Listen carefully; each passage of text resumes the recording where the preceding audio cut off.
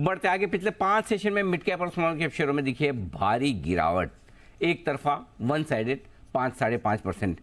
पिछली बार ये mid cap और स्मॉल कैप शेयर इतना कब गिरे थे, क्यों गिरे थे, किस समय गिरे थे, अगर आप ये जानने में इंटरेस्ट रखते हैं ताकि आपको इससे अंदाजा लगे कि तब क्या हुआ था, अब क्या हुआ है, तो जरा समझ लीजिए, देख लीजिए, जान लीजिए। कुशल हमारे साथ तैयार है इस वक्त बताने के लिए।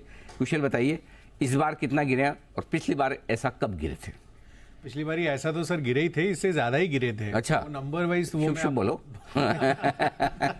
नंबर वाइज ऑफ कोर्स मैं आपको बताऊंगा, पर अभी जो जिस तरह की गिरावट रही है पिछले 5 सेशन से 18 अक्टूबर से लेकर अब तक 5.5% से ज्यादा की गिरावट आपको मिड कैप में हो गई है 5.7% प्रिसाइसली, और स्मॉल कैप इंडेक्स आप देखिए, स्मॉल कैप 100 इंडेक्स, वहां पर भी ऑलमोस्ट 5.5% की गिरावट है।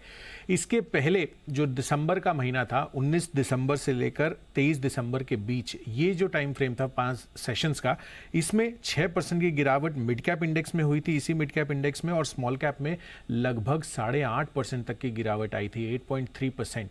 तो जाहिर सी बात है कि यहाँ पर कुछ एक ऐसे स्टॉक्स भी होंगे जहाँ पर काफ़ी भारी फॉल जो है ये 5 सेशंस में आई है। अभी के लिए अगर आप देखें तो IGL, Bank of India, Mazagon Dock, FACT और बीएचईएल ऐसे स्टॉक्स हैं जहाँ पर 12% से लेकर 18% तक की गिरावट होती हुई दिखी है। इसके पहले जो मैं टाइम फ्रेम बोल रहा हूं 19 से लेकर 23 दिसंबर 2022 के बीच, उसमें भी यहां पर Union Bank, Yes Bank, Mazagon Dock, Bank of India, Adani Power, Poonawalla Fincorp जैसे स्टॉक्स हैं जहां पर 15% से लेकर 20% तक का कट आपको मिड कैप इंडेक्स में ये जो स्टॉक्स हैं इनमें आता हुआ नजर आया था। तो ये तो हो गई है मिड कैप की बात। स्मॉल कैप स्पेस में भी यहाँ पर जो टाइम फ्रेम है जो मैंने आपको बताया सिमिलर है इनके लिए भी, और एनएमडीसी स्टील, हुडको, MRPL, IOB, Indian overseas bank और जेंजा टेक, यहाँ पर 15% से लेकर 21% तक का फॉल पिछले 5 दिनों में कुल मिलाकर आपको होता हुआ दिख चुका है। और 19 से 23 दिसंबर के बीच यही स्मॉल कैप इंडेक्स में कंपेयर करेंगे तो इसमें आईओबी एक कॉमन नाम निकल कर आ रहा है जहाँ पर 22% की गिरावट उस समय भी होती हुई दिखी थी, और इस बारी भी इतनी ही गिरावट हुई है, करीबन 15% की। दीपक फर्टिलाइजर समेत central bank of India, BLS international, Cochin shipyard जैसे स्टॉक्स पर भी 19% से 22% तक की गिरावट रही थी। तो बड़ा डबल डिजिट फॉल्स आपको दोनों ही समय में आता हुआ दिखाया।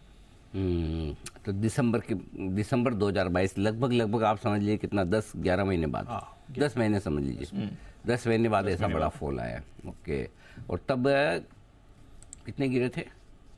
10 महीने बाद 6% मिड कैप में गिरे थे, 8.5% करीबन स्मॉल कैप, और इस बार अपना 5.5%। 5.5। ओके, लगभग उतनी गिरावट हो चुकी है। मतलब इतनी बड़ी गिरावट इस बार प्राइस एक्शन ज्यादा इसलिए लग रहा है, जैसे अगर फॉर एग्जांपल मजगांव लोग तब 15% घटा था, अब भी 15%, लेकिन तब का 15% 700-800 रुपए पे होता था, अब का 15% 2000 रुपए पे होता है, अमाउंट ज्यादा, 300 रुपए घट जाता है। नहीं, नेचुरली फर्क पड़ता है ना, यूपी टर्म्स में आपका फिर वहाँ झटके भी बड़े लग जाते हैं, वो चक्कर है। क्योंकि इस वक्त परसेंटेज टर्म में आप देखेंगे, लेकिन एक्चुअली रुपए के लिहाज से बड़ा गिर जाता है, एक्चुअल टर्म्स में ज्यादा है ना, बिल्कुल सर। तो वो दिक्कत है। तो आई थिंक इस बार चिंता इसलिए थोड़ी सी लोगों को दिसंबर के मुकाबले में ज्यादा है, ये साफ नजर आ रहा है। ओके, बट इंटरेस्टिंग डेटा लेकर आए हैं कुशल आपके लिए इस वक्त। एक बार सनी अग्रवाल साहब से भी पूछ लें, पूछना चाहिए, बिल्कुल बिल्कुल। सर अब जरा बताइए, जिस तरह से ये मिड कैप स्मॉल कैप की गिरावट आ रही है, यहाँ से और आप वैल्यूएशन करेक्शन देखते हैं या फिर एक बार बाजार को जो हल्का होना था हो चुका है, कैसे देख रहे हैं, अप्रोच क्या है इस समय आपकी सर?